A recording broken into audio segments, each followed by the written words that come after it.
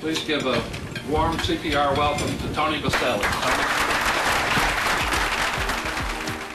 It's great to be here. It's great to be able to share with you. This morning I was speaking at the Mary Singleton breakfast, and two of the things that I loved that they described her as was that she was a bridge builder and she instilled hope in individuals.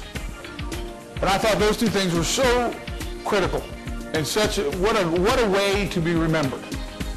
Thinking about a legacy and what we leave as men and women is critical.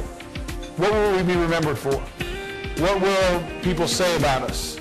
What impact will we have left on our community when we're gone? Every one of us were designed, made by a sovereign God who was very mindful of what he was doing. Now, some of us might look in the mirror and question that sometimes, but very mindful of what he was doing when he made each one of us.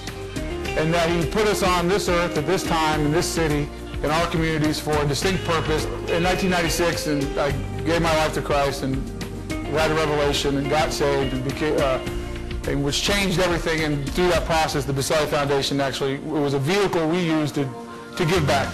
One of the things we're created for is to give back. In fact, I think there's no way we can reach our potential or what we are created to do unless we are giving.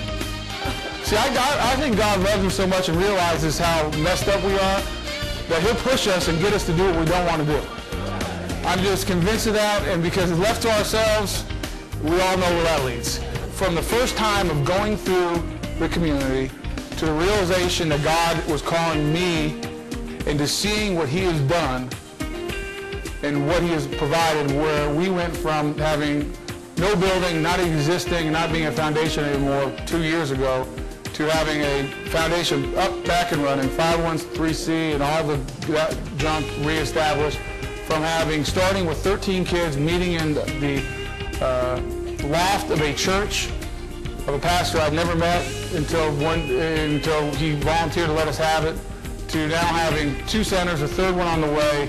They went from the worst, drug-infested, prostitution, crime, violence, to now beacons in neighborhoods because of how nice they are, and serving kids. We always want to do it ourselves, or we think we can do it ourselves, or whatever, but boy, when we're inclusive and including other people with similar visions and using their talents and their abilities to come alongside of us, boy, great things can happen. And that's why I always say, even in tough economic times where money's tight and it might be hard to give money right now, we always have something to give.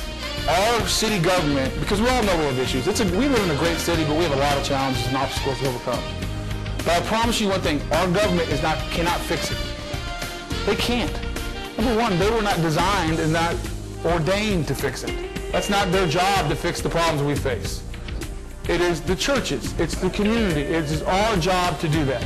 And the reason I think building bridges is so important for us, we talk about, I'm sure I'm speaking, I'm preaching to the choir as a church, of wanting to see God's kingdom advanced, of wanting to see people come to know Christ and to live a life of victory and to live a life of walking with Jesus Christ and preaching the gospel and expanding the gospel. The greatest way to do that is by building bridges with people. And I challenge you to come into some of these neighborhoods and see some of the challenges and the obstacles that these young people have to overcome. When they have nowhere to go after school, but no parents, like many of us have God bless us with a mom and dad to be there.